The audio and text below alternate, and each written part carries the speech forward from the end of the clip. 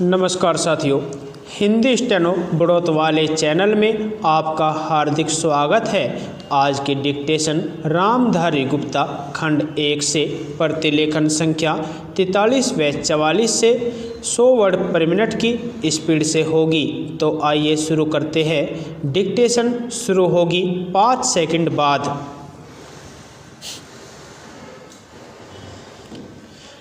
Start. माननीय सभापति महोदय, मैं आपका बहुत आभारी हूँ जो आपने मुझे इस बिल पर बोलने के लिए समय दिया है।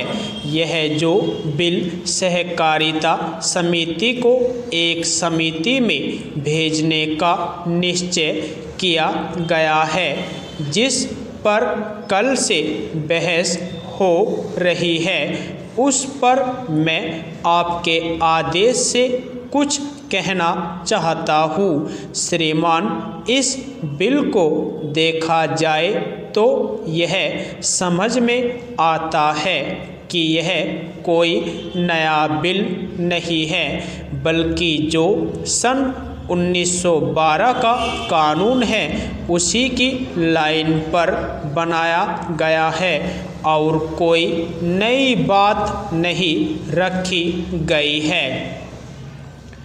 श्रीमान, इसमें सहकारी खेती की बात रखी गई है। अगर यह कहा जाए कि यह कोई नई बात नहीं है तो गलत नहीं होगा। जहाँ तक सहकारी खेती का संबंध है तो उसकी तरफ जनता और विशेषकर किसानों का बिल्कुल कोई झुकाव नहीं है और उनका झुकाव न होने के कारण उन्होंने उसे उस सीमा तक नहीं अपनाया जितनी सरकार को आशा थी।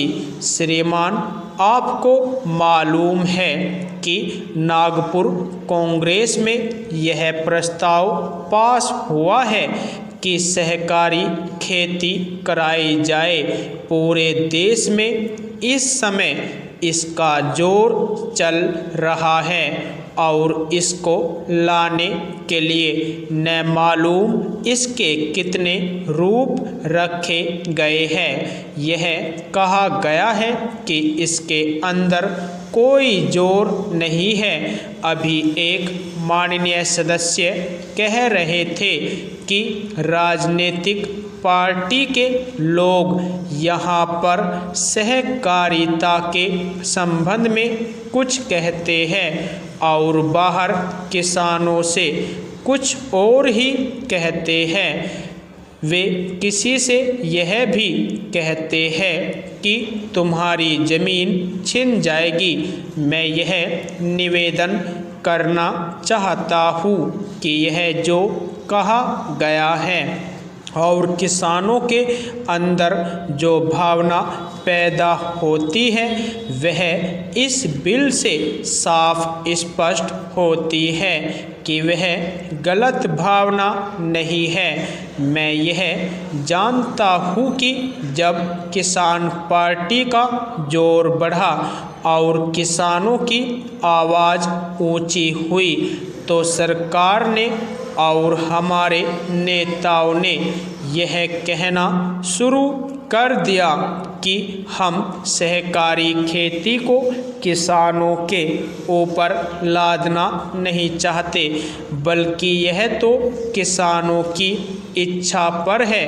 लेकिन इसके साथ ही साथ एक बात मैं पहले भी निवेदन कर चुका हूँ और फिर भी निवेदन करना चाहता हूँ कि नेताओं का अपना विचार होना चाहिए। किसी सभा में जब यह कहा गया कि यह जो सहकारी खेती शुरू की गई है यह तो अंत में सामूहिक खेती की तरफ ले जाएगी।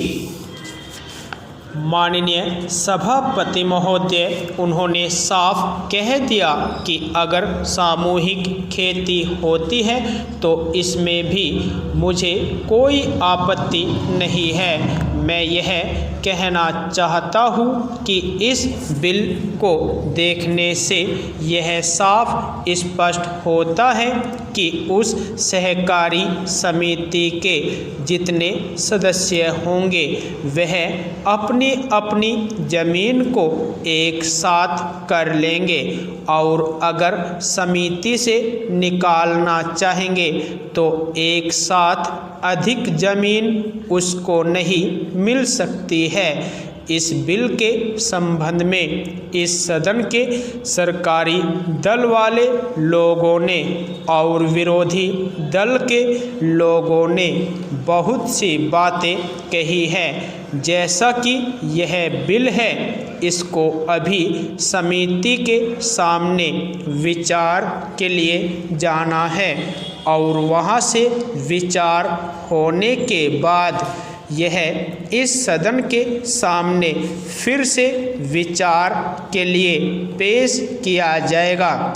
तब माननीय सदस्यों को पूरी तरह से यह अधिकार होगा कि जहाँ तक इसमें दी गई बातों का संबंध है उसमें परिवर्तन ला सकते हैं या उसको हटा सकते हैं।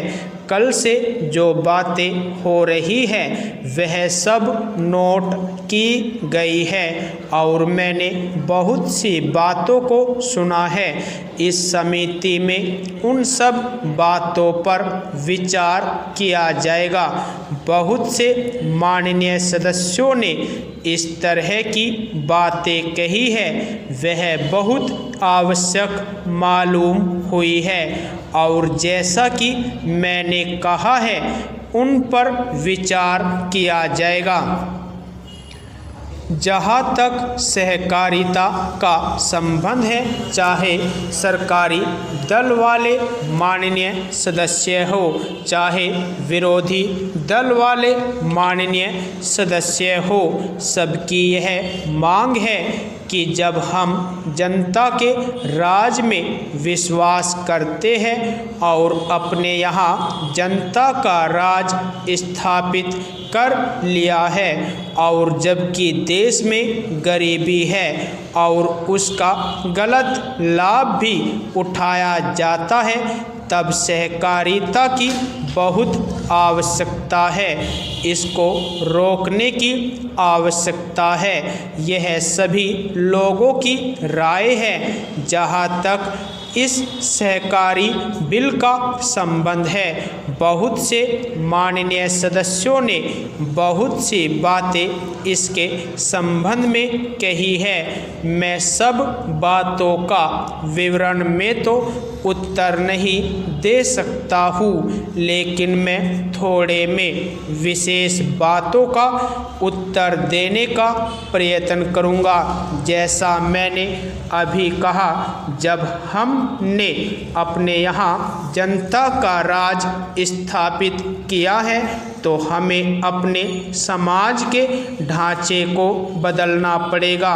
हमारे यहाँ गरीबी और अमीरी चली आती है। हमारे देश में एक गहरी खाई चली आती है और आज भी समाज में गलत लाभ उठाया जाता है। यदि आपको डिक्टेशन अच्छी लगी हो तो हमारे चैनल को सब्सक्राइब करें तथा वीडियो को लाइक व शेयर भी करें। धन्यवाद।